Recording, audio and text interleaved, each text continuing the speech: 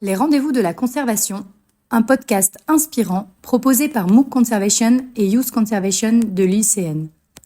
À travers des interviews d'acteurs engagés dans la conservation, nous souhaitons informer, former et inspirer tous les passionnés de la nature qui s'impliquent dans la protection de l'environnement. Bienvenue dans ces rendez-vous de la conservation.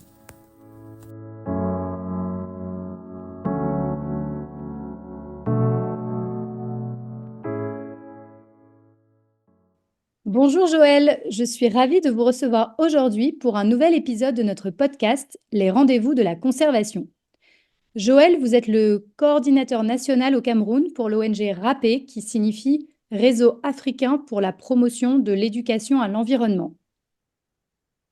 Joël, avant de démarrer notre entretien, est-ce que vous pourriez, s'il vous plaît, nous parler un peu de votre parcours, comment vous en êtes venu à œuvrer pour l'ONG RAPE?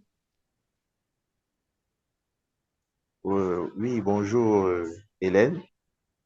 Effectivement, je suis Joël Jambon et j'assure la coordination du réseau africain pour la promotion de l'éducation à l'environnement au Cameroun. Il faut dire que le RAPE, c'est un réseau qui compte aujourd'hui 14 pays membres africains et qui s'intéresse à l'éducation, notamment à l'éducation de l'environnement. Pour ma part, diplômé de la faculté d'agronomie et des sciences agricoles de l'université de Tchang, département de foresterie, où je me suis spécialisé en gestion des ressources naturelles. Pendant mon parcours et après les études, j'ai beaucoup œuvré dans la conservation et la préservation de la biodiversité, notamment dans les aires protégées. Cela m'a permis de voir et de comprendre les lacunes qui ne permettaient pas une gestion participative et une meilleure conservation de la biodiversité. Alors, m'étant, étant dans une ONG pendant ce temps, j'ai découvert donc par la force des médias l'organisation RAPE qui, après m'avoir invité à une séance de formation, ils m'ont proposé de travailler avec eux et immédiatement, j'ai senti ce besoin-là en moi de pouvoir partager et contribuer à leurs objectifs. Du coup, depuis ce temps, c'était en 2020. Alors, dès lors, j'ai pris goût à pouvoir transmettre ce que je sais, à pouvoir amener les gens à comprendre la nécessité de s'impliquer chacun en ce qui le concerne et à l'échelle personnelle à ce que c'est que notre environnement, sa valeur et l'intérêt de le préserver. Alors là, c'est comme ça que j'ai commencé mon bout de chemin avec le râpé. Au fur et à mesure où la team manager m'a fait confiance au fil des années et m'a confié le poste de coordonnateur pays Cameroun. Alors, ce qu'il faut dire au sein du râpé, c'est que l'éducation le RAPé, en fait, qui, dont les objectifs de l'organisation touchent le domaine d'intervention de base de la sauvegarde et de la préservation de l'environnement, qui est l'éducation. L'éducation est un droit fondamental c'est un puissant outil, c'est un puissant vecteur, autant pour moi, de développement et l'un des meilleurs moyens de réduire la pauvreté, d'élever les niveaux de santé, de promouvoir l'égalité entre les sexes et de faire progresser la paix et la stabilité. L'éducation à l'environnement, pour sa part, encourage donc les compétences qui permettent de comprendre les limites des fondements naturels de la vie et en tant que partie intégrante de la communauté, d'aider à façonner l'environnement naturel et la société de manière prospective, solidaire et responsable. Donc, au vu de ces rôles importants de l'éducation et de l'éducation à l'environnement, je me suis directement engagé avec le RAPé et aujourd'hui, nous en sommes à notre quatrième année officielle et je suis fier de ce parcours. Ouais, Merci. En effet, c'est un beau parcours et on sent aussi toute la passion qu'il y a derrière et votre engagement. Je vous propose qu'on parle effectivement un peu plus en détail de Rapé, de ce réseau.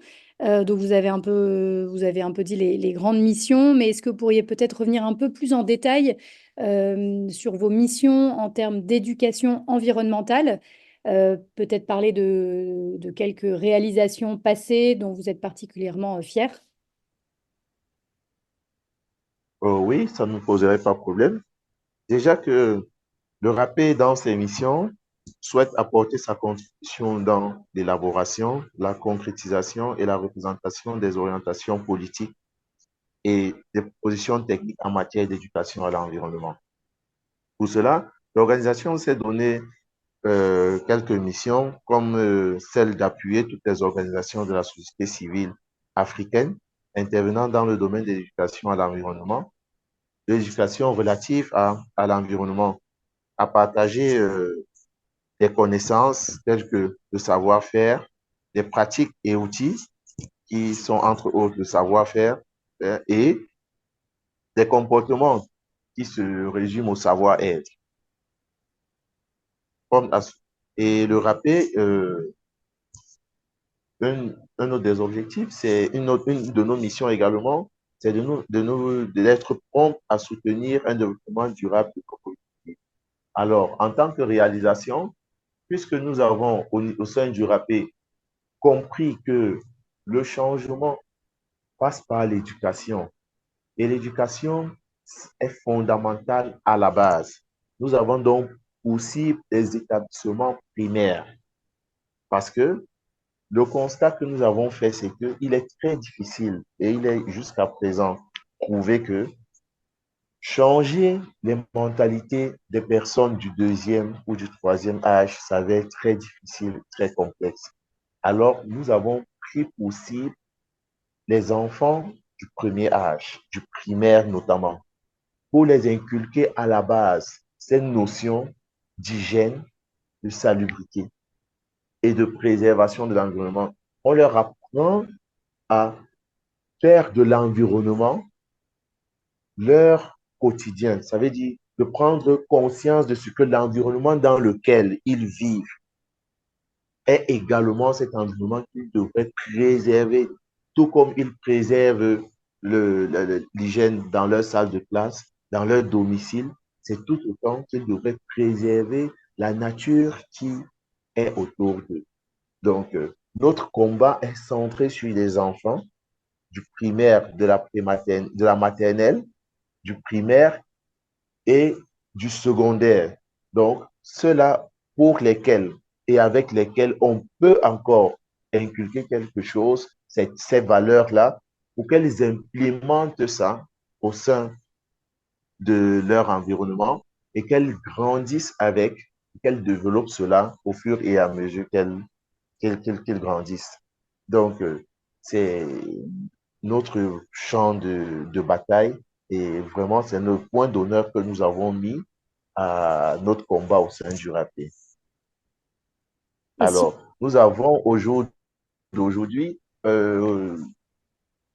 suivi, réalisé des campagnes de sensibilisation et de formation dans plusieurs établissements primaires dans 5 régions du pays. Et nous n'entendons pas nous arrêter là parce que la tâche est lourde et le combat s'annonce très, très difficile. Merci. Merci Joël. Si on regarde un peu la situation aujourd'hui au Cameroun, hein, qui n'est pas une situation isolée, mais quels sont les principaux enjeux environnementaux auxquels le Cameroun fait face? Alors, vous avez parlé des problèmes de salubrité, d'une biodiversité qui est menacée. Euh, voilà, est-ce que vous avez des sujets que vous abordez particulièrement avec les enfants et les jeunes que vous sensibilisez? Oh, oui, déjà que nos campagnes de sensibilisation sont bien ciblées et les thématiques sont formulées selon les, les problèmes existentiels. Déjà, ce qu'il faut dire, c'est que lors de nos campagnes, notamment dans les établissements scolaires, nous mettons un accent sur l'assainissement, l'hygiène et l'assainissement en milieu scolaire. Nous mettons l'accent sur les bonnes pratiques environnementales d'hygiène et de gestion des eaux en milieu scolaire. Les bonnes pratiques sur l'agriculture biologique. On apprend aux enfants à comprendre que, bon, ce qu'il faut dire, c'est que beaucoup de nos établissements cibles sont les établissements qui ont un jardin scolaire, ce que nous appelons entre autres les champs-écoles, parce que ça nous permet de pouvoir faire des pratiques sur l'agriculture biologique en milieu scolaire. Donc, on apprend aux enfants dès le bas âge, on leur inculque ces valeurs-là pour leur faire comprendre que le champ, contrairement à ce que certains pensent, le champ n'est pas seulement salissant, mais en allant au champ, on peut en tirer une énorme satisfaction de pouvoir se dire, oh, je me rends utile. Je me rends utile et comment je le fais en sémant, je peux semer, je peux récolter, je peux partager mes récoltes. Alors, comment est-ce que je le fais? De nos jours, il y a des pratiques agricoles biologiques et et qui en même temps préservent l'environnement des, des problèmes qu'elle rencontre par rapport à l'agriculture conventionnelle d'attente. Donc, nous avons mis cet accent-là sur, au centre de nos formations et nous les avons formulés en thématique. Très intéressant. Et est-ce que vous voyez, donc ça fait, vous disiez 2020 que vous-même avez rejoint ce réseau, vous avez un petit peu de recul sur les activités, les réalisations menées sur le terrain. Est-ce que vous voyez que des impacts sur les enfants et les jeunes? Est-ce que les comportements changent? Est-ce que les mentalités évoluent? Oui, lorsque nous faisons une analyse globale de nos activités, lorsque nous menons des petites visites inopinées dans les établissements où nous avons eu à mener des activités, nous nous rendons effectivement compte avec beaucoup de joie et beaucoup de satisfaction que non seulement les enseignants qui ont été impliqués dans la formation de ces enfants ont pris le lead et continuent de maintenir ces bonnes pratiques dans les établissements, les intègrent dans les enseignements et s'assurent que les enfants relaient et perpétuent cela de génération en génération, des aînés aux cadets.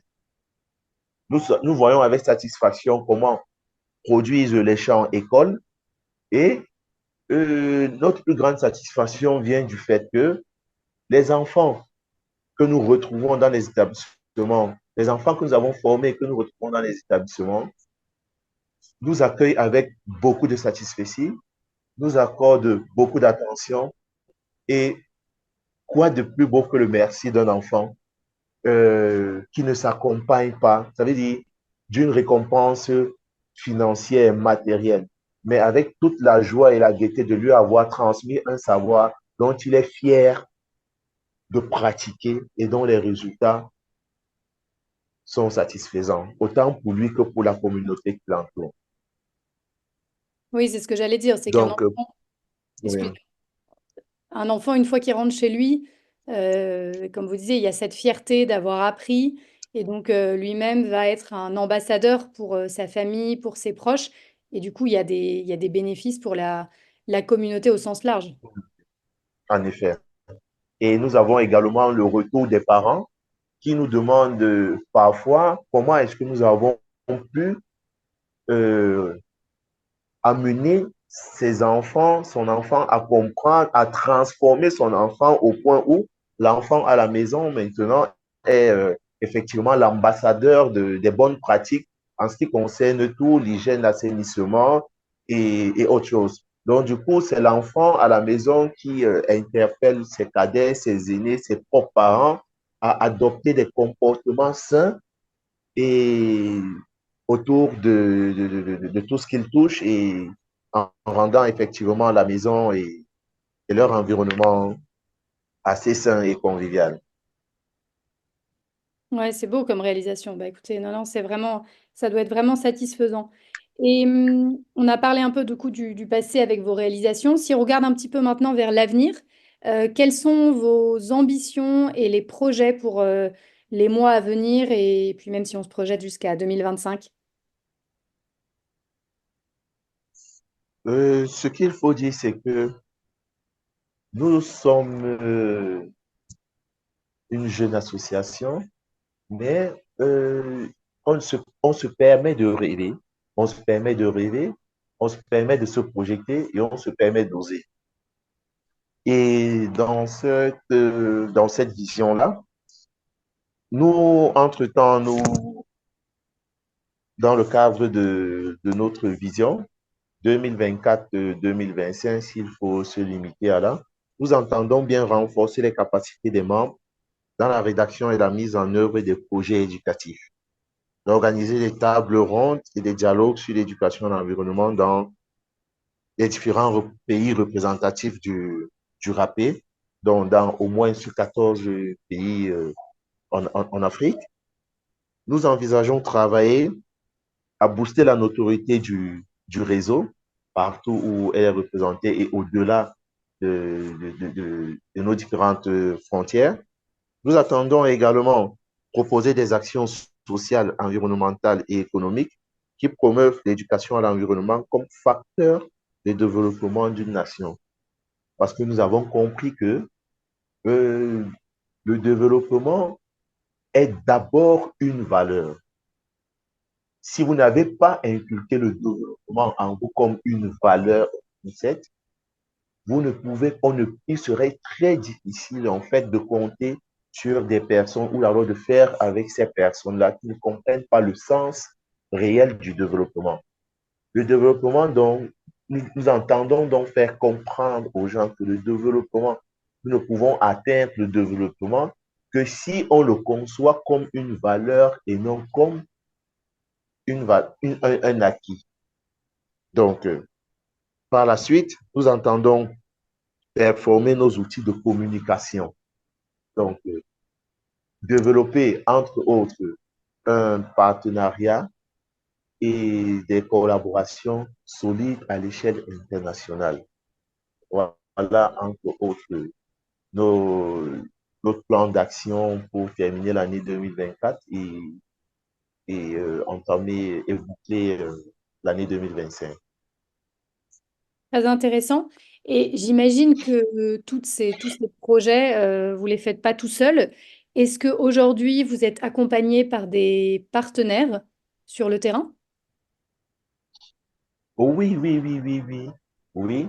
Déjà que le rappel, ce qu'il faut dire, c'est que ça me permet de partir de la jeunesse du rappel. Parce que le rappel, l'idée de créer le rappel, ce réseau, vient de deux personnes de deux nationalités différentes, ça veut dire un Camerounais et un Congolais. Donc, du coup, à la naissance du rappel, on se rend compte que le rappel, dès la base, est une association non seulement de valeurs, de culture, de nations, de pays, de coutumes. Donc, le rappel également évolue avec ces valeurs-là et repose sur ces valeurs.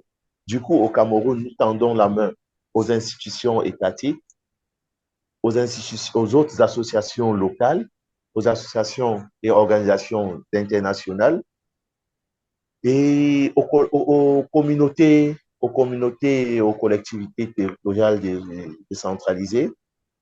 Donc, nous avons la main tendue vers tout cela parce que nous savons très bien que, étant un jeune pousset, nous ne pouvons pas évoluer dans ce milieu sans avoir l'accompagnement des associations beaucoup plus aguerries qui ont déjà pignon sur rue et qui pourraient beaucoup nous apporter dans le renforcement de nos capacités et dans la conduite et le management de de nos activités.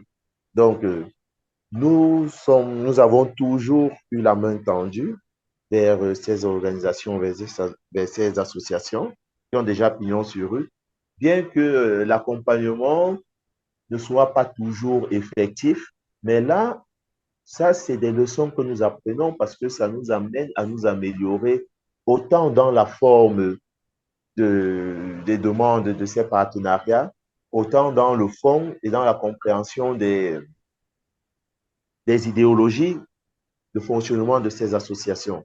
Nous nous sommes beaucoup rendus compte que il nous fallait apprendre du fonctionnement de ces organisations pour pouvoir les aborder et obtenir d'eux leur accompagnement et le renforcement des capacités dont nous avons besoin. Donc, du coup, ce que nous disons, c'est que nous restons ouverts à toute association, à toute organisation qui,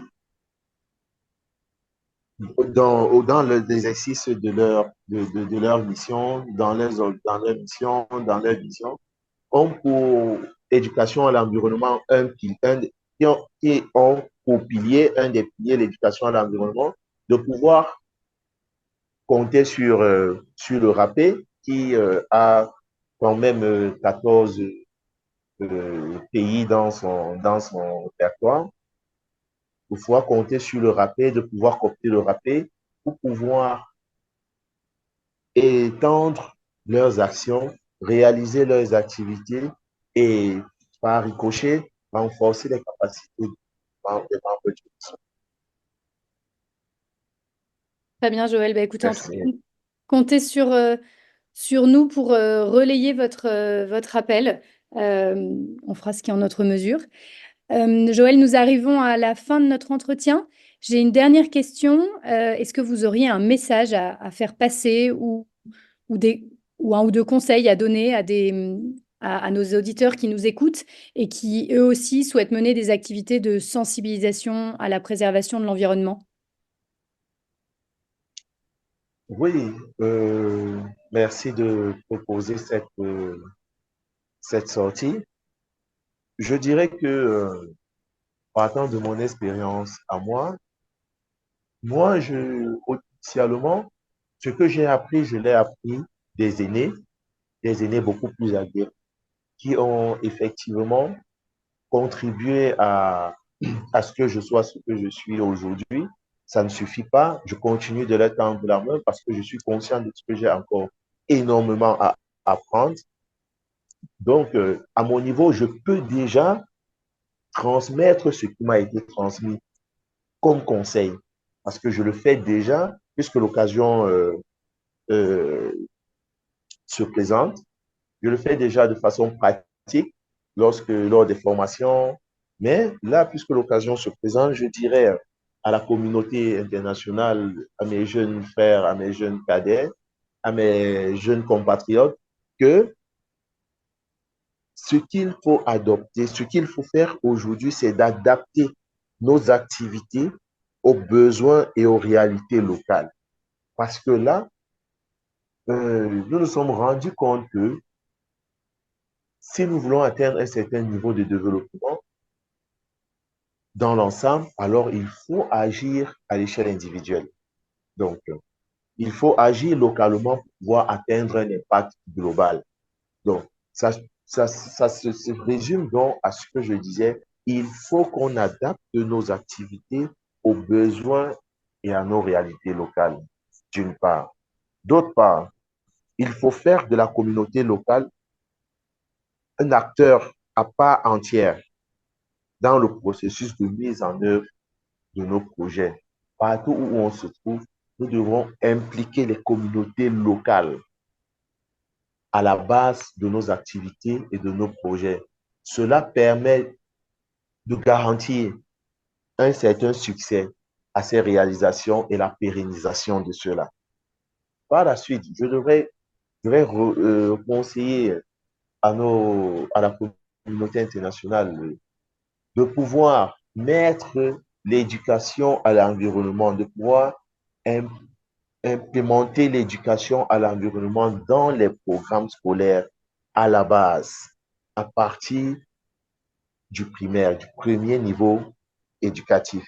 C'est déjà fait dans certains pays, dans certains programmes, mais il reste encore beaucoup à faire parce qu'on voit un manque, on attend encore beaucoup plus des États et notamment des services ou alors des ministères en charge de l'éducation dans tous nos pays. Il faut prendre en compte et inculquer ces, ces cours, ou alors cette notion à la base pour que nos enfants grandissent avec cela et qu'ils inculquent cela comme des valeurs. Je pense que c'est comme ça et c'est ainsi que nous pouvons, au fil du temps, réduire le gap et voire même inverser la tendance. Merci Joël pour ces précieux conseils. Merci pour votre temps aujourd'hui. Je suis sûre que votre témoignage saura inspirer nos auditeurs. Donc, je vous remercie encore pour votre temps et je vous souhaite une très bonne continuation, une bonne continuation au réseau Rappé. Et je vous dis à bientôt. OK, merci beaucoup Hélène. À bientôt. Je suis très ravi de pouvoir collaborer avec Yacht Conservation. Très ravi de pouvoir échanger avec vous depuis quelques semaines. Et c'est tout ce que le rappeur attend, tout ce que le rappeur souhaite. Et c'est ça notre rêve, c'est ça notre vœu. Pouvoir étendre notre répertoire, nos relations et pouvoir étendre notre réseau. Donc, nous disons encore merci à Yacht Conservation et nous sommes persuadés de ce que la collaboration entre le rappeur et Yacht Conservation sera une collaboration très saine et qui va propulser autant Yacht Conservation et le rappel dans des sphères beaucoup plus élevées et pour le bien de la communauté internationale et de la préservation de l'environnement en particulier. Merci. Merci Joël. À bientôt. Nous arrivons à la fin de notre épisode. Merci pour votre écoute et à très bientôt pour d'autres témoignages inspirants d'acteurs engagés dans la conservation de la nature.